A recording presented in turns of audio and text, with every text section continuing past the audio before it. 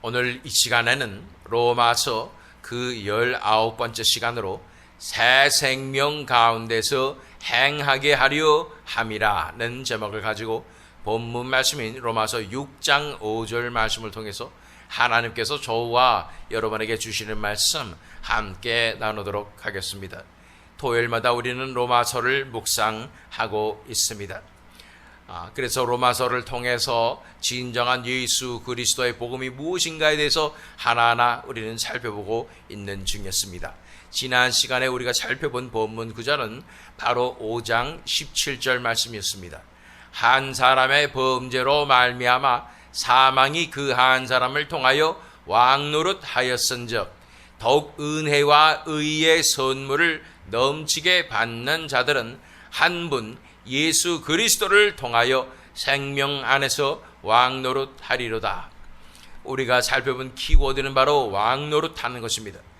먼저 우리는 범죄로 말미암아 죄악 때문에 사망이 우리를 왕노릇하는, 사망이 우리를 통제하고 조종하는 그런 삶으로 살았던 죄인들이라는 것입니다.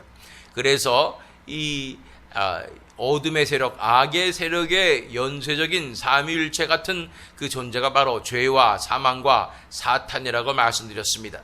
그래서 죄와 사망과 사탄이 우리 위에 왕노릇하는 그런 상황에 있었지만 이 놀란 하나님의 은혜로 인하여 한 분 예수 그리스도를 통하여 우리가 생명 안에서 왕노릇하게 된다.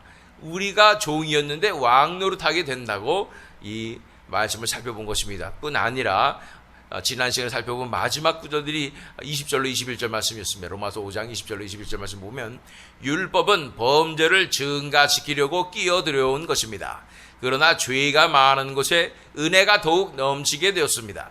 그것은 죄가 죽음으로 사람을 지배한 것과 같이 은혜가 의를 통하여 사람을 지배하여 우리 주 예수 그리스도로 말미암아 얻는 영원한 생명에 이르게 하려는 것입니다.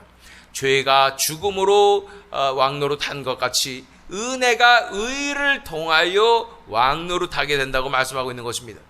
그래서 우리는 죄의 노예가 되었지만 이제는 은혜와 의의 종이 되어서 이렇게 거룩하고 의로운 삶으로 그 의의 열매를 맺는 삶으로 나아가서 영원한 생명에 이르게 된다는 것에 대해서 살펴보게 된 것입니다. 죄가 많은 곳에 은혜가 더욱 넘치게 됐다는 것입니다. 죄가 많을수록 은혜는 더욱 커질 수밖에 없는 것입니다. 그 죄를 다 용서하시고 다 죄로부터 자유케 하시려면 엄청난 은혜가 부어져야 되는 것이죠. 그러면서 이제 6장으로 넘어가게 돼서 그 논리가 계속해서 이어지는 것을 보게 됩니다. 6장 1절과 2절 말씀. 그러면 우리가 무엇이라고 말을 해야 하겠습니까? 은혜를 더하게 하려고 여전히 죄 가운데 머물러 있어야 하겠습니까? 그럴 수 없습니다. 우리는 죄는 죽은 사람인데 어떻게 죄 가운데서 그대로 살 수 있겠습니까? 자, 그러니 죄가 많은 곳에 은혜가 더욱더 넘쳤다라는 그 말씀에다가 그러면 은혜를 더하게 하려고 죄 가운데 머물러 있어야 되겠습니까? 이것은 궤변이죠. 내가 죄인일수록 하나님의 은혜가 드러나기 때문에 내가 죄를 지음으로써 하나님께 영광을 돌리는 것이다 라는 말도 안 되는 궤변인 것이죠. 그것이 그렇게 되는 것이 아닙니다.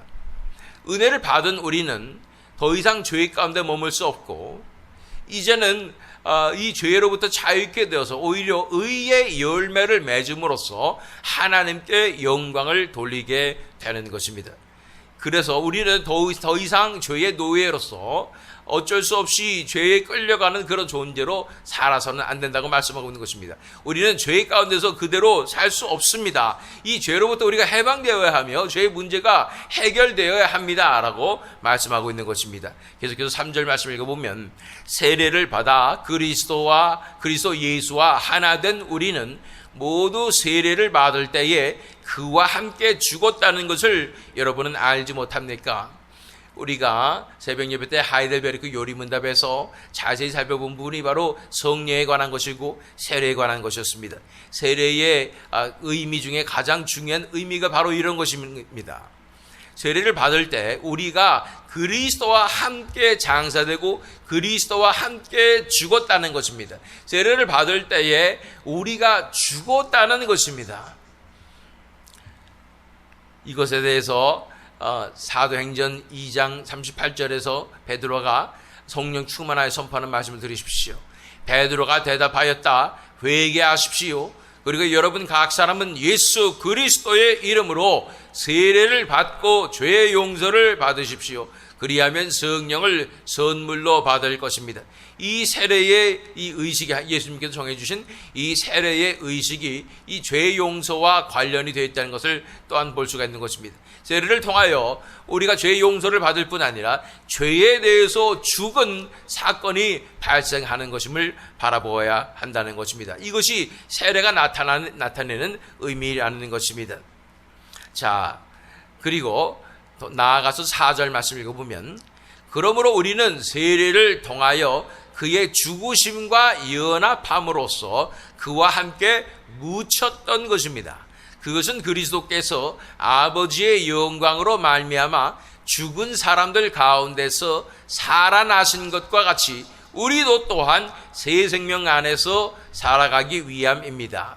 그래서 세례를 통하여 그의 죽으심과 연합하였다고 말씀하고 있는 것이고, 그래서 그와 함께 장사되었고 그와 함께 묻혔다고 말씀하고 있는 것입니다. 이것은 큰 의미를 가져다 주는데, 왜냐하면 죽으셨던 예수님께서, 묻히셨던 예수님께서 다시 부활하셨기 때문인 것입니다. 죽은 사람들 가운데서 살아나신 것과 같이 우리도 또한 새 생명 안에서 살아가기 위함이라는 것입니다.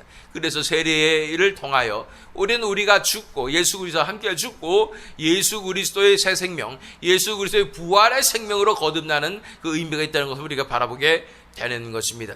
그래서 갈라디아서 3장 27절 말씀 읽어보면, 여러분은 모두 세례를 받아 그리스도와 하나가 되고 그리스도를 옷으로 입은 사람들이기 때문입니다 라고 설명하고 있습니다. 세례를 받아서 그리스도와 하나가 되었을 때 우리가 그리스도의 죽음에 동참하여 죽음과 연합하여서 우리의 옛 생명과 우리의 죄성과 이런 모든 것들이 다 죽은 것뿐 아니라 우리가 다시 예수 그리스도와 함께 부활해서 그리스도로 이제 옷 입고 살아간다는 것입니다. 우리 안에서 사시는 분은 예수 그리스도가 되시고 우리 안에 나타나시는 분은 예수 그리스도가 되기 때문에 새 생명의 옷을 입게 되는데, 그것은 그리스도의 옷이라고 말씀하고 있는 것입니다. 이러한 논리의 흐름으로서 나아가서 결국은 사도 바울은 5절에서 본문 말씀에서 이렇게 설명합니다. 만일 우리가 그의 죽으심과 같은 모양으로 연합한 자가 되었으면 또한 그의 부활과 같은 모양으로 연합한 자도 되리라 라고 말씀하시는 것입니다. 그의 죽으심과 같은 모양으로 연합한 자가 되었으면 부활과 같은 모양으로 연합한 자도 되리라. 우리가 그의 죽으심과 같은 모양으로 연합한 자가 되었다. 그 말은 무슨 뜻이냐면 우리가 정말로 죽었다는 것입니다. 우리 옛 사람이 죽었다는 것이고 옛 자아가 죽었다는 것입니다. 우리의 옛 습관이 죽었다는 것입니다. 우리의 육체가 죽었다는 것입니다. 그것에 대해서 갈라디아서 5장 24절에 사도 바울은 이렇게 설명하고 있습니다. 그리스도 예수께 속한 사람은 정욕과 욕망과 함께 자기 육체를 십자가에 못 박았습니다 라고 설명하고 있습니다. 다시 말해서 이제 우리가 세례를 받고 그리스도의 죽음과 연합하게 된 것은 결국은 우리가 예수님과 함께 십자가에 못 박혔다는 것을 말하는 것입니다. 십자가에 못 박혔을 때에 우리의 육체가 정욕과 욕망과 함께 십자가에 못 박혔다는 것입니다. 우리를 주관하고 우리를 끌어내리고 있고 우리를 저주의 길로 이끌고 있었던, 멸망으로 이끌고 있었던 우리 안에 있었던 육체와, 전적으로 타락한 육체와 정욕과 욕망이 다 십자가에 못 박혀진 것을 말하고 있는 것입니다. 만일 우리가 그의 죽으심과 같은 모양으로 연합한 자가 되었으면 또한 그의 부활과 같은 모양으로 연합한 자도 되리라 라고 말씀하고 있는 것입니다. 자, 우리 잘 아시는 말씀 갈라디아서 2장 20절 말씀입니다. 나는 그리스도와 함께 십자가에 못 박혔습니다. 이제 살고 있는 것은 내가 아닙니다. 그리스도께서 내 안에 살고 계십니다. 내가 지금 육신 안에서 살고 있는 삶은 나를 사랑하셔서 나를 위하여 자기 몸을 내어주신 하나님의 아들을 믿는 믿음 안에서 살아가는 것입니다. 내가 그리스도와 함께 십자가에 못 박혔다는 것입니다. 나의 육체와 정욕과 욕망뿐 아니라 나의 옛 사람과 옛 자아가 다 십자가에 못 박혔습니다. 이제는 그러므로 내 안에서 내가 사는 것이 아니요 나에게 새 생명이 주어지고 예수 그리스도로 옷 입고 그리스도께서 내 안에 사시는 그런 부활의 생명이 내 안에 일어나는 역사가 일어나게 된다고 말씀하고 있는 것입니다. 그래서 만일 우리가 그의 죽으심과 같은 모양으로 연합한 자가 되었으면 또한 그의 부활과 같은 모양으로 연합한 자도 되리라고 말씀하시면서 이제 6절 말씀, 7절 말씀을 읽어보면 우리의 옛 사람이 그리스도와 함께 십자가에 달려 죽은 것은 죄의 몸을 멸하여서 우리가 다시는 죄의 노예가 되지 않게 하려는 것임을 우리는 압니다. 죽은 사람은 이미 죄의 세력에서 해방되었습니다. 우리 옛사람이 그리스도와 함께 십자가에 달려 죽은 것은 그러나 단지 우리의 이 죄의 문제에 해결되는 용서받는 그것일 뿐 아니라 또한 우리의 자아가 이 타락한 본성이 십자가에 달려서 죽은 것뿐 아니라 이 죄의 노예가 되지 않게 하라는 것이라는 것입니다.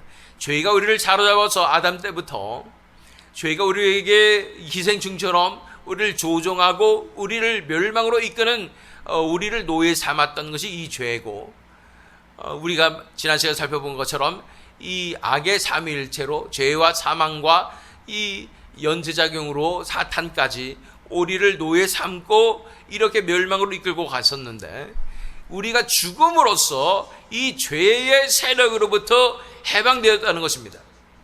우리가 십자가에 못 박힌 것의 가장 중요한 의미 중에 하나는 바로 이 죄의 세력, 이 악의 세력, 이 악의 삼위일체 세력으로부터 해방되는 것이 이 죽음의 가장 큰 의미라는 것입니다. 십자가에도 못 박혀 죽었다는 것은 우리를 얽매고 있었던 이 악의 삼위일체 세력, 죄와 사망과 사탄으로부터 자유케 되는 길이 열렸다는 것은 왜 그럴까요? 죽으면 왜 자유케 되는 것일까요? 이것에 대해서 로마서 7장 1절로 2절 말씀에 사도 바울은 이렇게 설명하고 있습니다. 형제자매 여러분, 나는 율법을 아는 사람들에게 말을 합니다. 율법은 사람이 살아있는 동안에만 그 사람을 지배한다는 것을 알지 못합니까? 결혼한 여자는 그 남편이 살아있는 동안에는 법으로 남편에게 매여 있으나 남편이 죽으면 남편의 법에서 풀려납니다 라고 설명하고 있는 것입니다. 죽었을 때는 나를 얽매고 있었던 그 구속으로부터 자유케 된다는 것입니다. 마찬가지로 우리가 죽음으로써, 죄에 대해서 죽음으로써, 예수님과 함께 십자가에 못 박혀 죽음으로써 그동안 나를 얽매이고 있었던 죄와 사망과 이 사탄의 세력으로부터 자유케 되었다는 것입니다. 더군다나 예수님께서 십자가에서 죽으심으로 이 발 뒤꿈치를 사탄이 공격했지만 그 사탄의 머리를 짓밟으시고 죄와 사망의 권세로부터 우리를 자유케 하신 것입니다. 그러므로 우리가 예수 그리스도와 함께 십자가에 못 박혀 죽음으로써 가장 중요한 일은 이렇게 이 악의 세력으로부터 자유케 된 것이 가장 중요한 것입니다. 8절 말씀 읽어보면 우리가 그리스도와 함께 죽었으면 그와 함께 우리도 또한 살아날 것임을 믿습니다. 우리가 다시 살아났다는 것은 무엇이냐면 노예 상태로, 죄의 노예 상태로 끌려갔던 우리가 자유케 되어서 이제는 생명으로 나갈 수 있게 된다는 것입니다. 이것에 대해서 가장 잘 설명하고 있는 것은 로마서 8장 1절로 2절 말씀입니다.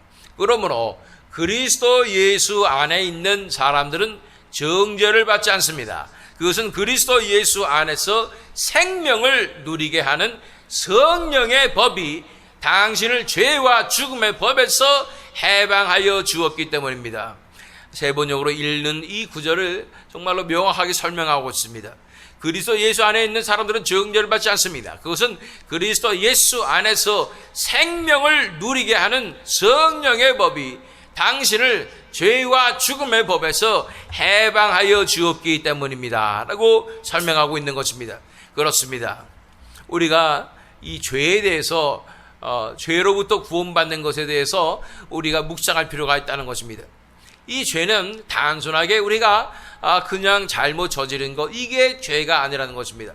이 죄의 레벨이 있고 근본적인 원인도 있는 것이고, 그러나 이 죄악이 우리를 사로잡는 그 부분이 정말 우리에게 실제하고 있다는 것입니다.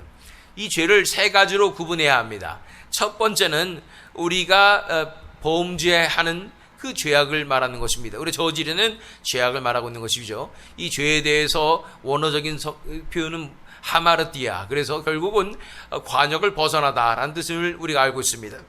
우리가 아담으로부터 불순종해서 타락하게 된 결과로 우리 삶 가운데 하나님의 뜻을 대로 살지 못하고 우리 자신의 뜻대로 살아가는 모든 행동들, 악한 행동들뿐 아니라, 행동으로 나타나는 것뿐 아니라 우리 마음에 있는 그런 추악한 이런 생각들과 악한 동기들, 이런 것들이 다 이 죄악이라고 볼 수 있는 것입니다.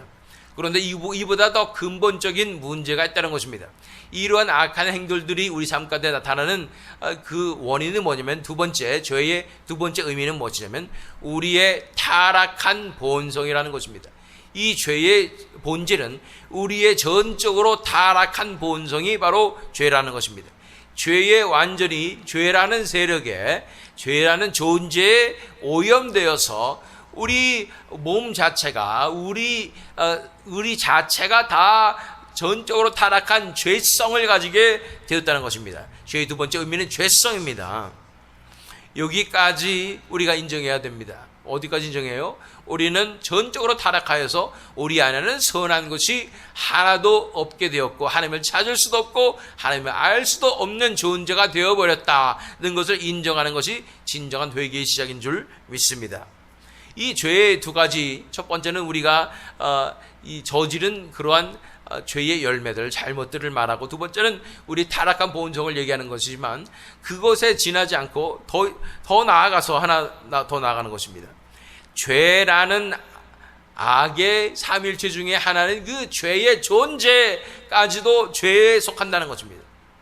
이 성경에서 말하는 죄는 결국은 이 죄라는 본질이 있고 이 존재가 있어서 그것이 우리를 멸망과 타락으로 이끄는 그런 존재임을 바라보게 되는 것입니다. 이 죄가 우리에게 들어와서 우리를 전적으로 타락시켜버리고, 그래서 죄의 열매를 맺게 하는 것이 이 죄의 작용이었던 것입니다. 그래서 이 죄라는 것은 우리를 노예 삼고 얽매이고 있었던 그 존재를 말하고 있는 것입니다.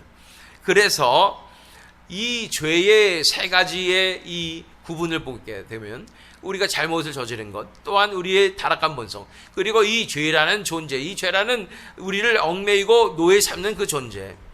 그래서 죄에 대해서 우리가 죽었다는 것은 결국은 이 세 가지에 대해서 다 죽었다는 것입니다. 세 가지에 대해서 다 해방되었다는 것입니다. 우리가 예수 그리스도의 피로서 이 죄의 용서를 받았다는 것뿐 아니라, 예수님과 함께 십자가에 못 박힘으로써 우리의 전적으로 타락하였던 죄의 본성이 못 박히고 죽은 것입니다. 뿐 아니라 계속해서 설명하고 있는 것처럼 우리 죄의 세력으로부터 해방되었다고 말하는 것입니다. 우리를 얽매이고 우리를 노예 삼고 있었던 이 죄의 존재로부터 해방되었다는 것입니다. 한마디로 이 악의 삼위일체, 죄의 사망, 사탄으로부터 해방된 것입니다. 그래서 이 죄의 근본적인 문제까지 다 하나님께서 파헤치셔서 해결해 주셨는데, 그 중에 가장 중요한 것은, 가장 근본이었던 그 죄의 얽매임, 이 죄가 우리를 노예 삼고 다스리고 있었던 그 얽매임으로부터 우리를 자유케 하시는 것입니다. 그 죄의 사슬을 다 끊어주신 것입니다. 이제는 우리가 더 이상 죄의 종으로, 죄의 노예로 살아가지 않아도 되도록 생명의 성령의 법이 죄와 사망의 법부터 우리를 구속하신 것입니다. 그리스도 예수 안에서 생명을 누리게 하신 성령의 법이 당신을 죄와 죽음의 법에서 해방하여 주었기 때문인 것입니다. 중요한 것은 해방이라는 것입니다. 그런데 이미 우리가 예수 그리스도께 나아갔을 때 진정한 의심의 역사를 통하여 우리가 예수 그리스도의 그 십자가의 사랑 때문에, 강권 때문에 우리 자신을 내어드리며 온전히 하나님 앞에 나오게 될 때 우리 안에 이미 이 죄가 죽었고 죄성이 죽었고 또한 우리의 이 죄가 용서받았지만 이미 해방되었지만 아직도 죄의 습관과 우리가 지금까지 살아왔던 죄지었던 그 습관과 또 그 습관이 살아있고 남아있고 죄 자체가 남아있는 것이 아니라 그 습관이 남아있다는 것을 기억하시길 바랍니다. 또 의가 전적으로 주관하는 삶으로 나아가지 못하는 그런 모습들을 바라보게 되는 것입니다. 그래서 성도들의 삶은 바로 이 영적 전쟁의 삶임을 바라보게 되는 것입니다. 사탄의 세력, 이 악의 세력은, 이 악의 삼위일체 세력은 우리를 끝까지 속이고 너는 아직도 죄성으로 사로잡혔기 때문에 결코 벗어날 수가 없다고 우리를 속이고 너는 죄를 사랑하는 존재야 그러면서 노스탈지아, 과거를 떠오르게 하며 이렇게 좋았잖아 이러면서 우리를 계속해서 유혹하고 있는 엄청난 영적 전쟁이 우리 성도들의 삶 가운데 벌어지고 있다는 것입니다. 뿐 아니라 죄의 맛을 이미 봤던 우리의 옛자 타락한 본성은 또 우리 육체는 때때로 반항하게 되는 것이며 내가 언제까지 이런 고리타분한 이런 이 성스러운 거룩한 삶을 살아야 합니까? 나도 좀 즐깁시다. 나도 왕년에는 이렇게 이 세상도 즐기고 이 죄가 얼마나 나한테 짜릿하였는데 이러면서 육체가 반항을 하는 그 상황이 되는 것입니다. 그렇기 때문에 예수 그리스도께서 내 안에 사심으로써 이런 나에 있는 죄의 찌꺼기와 죄의 습관과 또 아직도 내 안에 아직도 온전히 다 회개하지 못한 그런 인격의 상황 가운데 예수님께서 끝까지 우리를 다스려 주시고 인도해 주시고 다뤄 주셔서 의의 길로 인도하고 있는 과정임을 우리가 알아야 된다는 것입니다. 우리가 조심해야 될 부분이 하나가 있습니다. 우리 안에 완벽주의로부터 우리는 자유케 되어야 합니다. 이 완벽주의는 뭐냐면 우리가 이왕 신앙생활을 하려면 완벽하게 해야 된다. 이왕 거룩한 삶을 살려고 그러면 우리는 완벽하게 그런 삶을 살아야 한다고 생각하게 되는 것입니다. 저도 그런 완벽주의를 가지고 있었던 사람입니다. 그렇기 때문에 완전히 세상 것을 다 끊어버리고 완전히 거룩하게 그리스도만 바라보고 살아야 하는 그 실제적인 삶이 당장 나타나야 한다고 생각하고 그렇게 제 자신을 몰아붙이고 살았었습니다.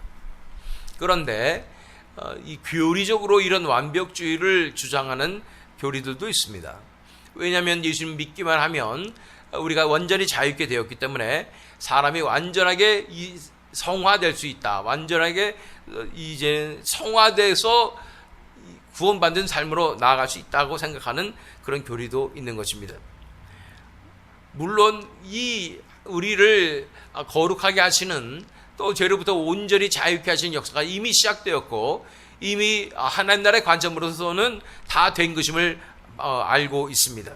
그러나 이렇게 완전하게 이 죄로부터 해방되고 우리 안에 의의 열매만 맺히는 그 삶으로 나아가는 그것은 과정이 필요한 것이고 예수님께서 역사하셔서 오랜 시간 동안 해결해 주셔야 되는 부분이라는 것입니다.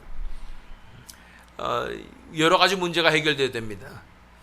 이 죄를 좋아했던, 죄를 짜릿하게 즐겼던 이 육신의 이 습관을 다루는 이 문제가 해결되어야 되고요.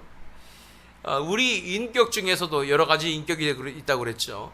아직 예수님을 깊게 만나지 못했던 그 인격이 예수님을 깊게 만나고 이제는 예수님의 사랑에 굴복하여 자신을 내어드리는 그러한 또한 회심으로 나아가야 하는 문제가 또한 있는 것입니다.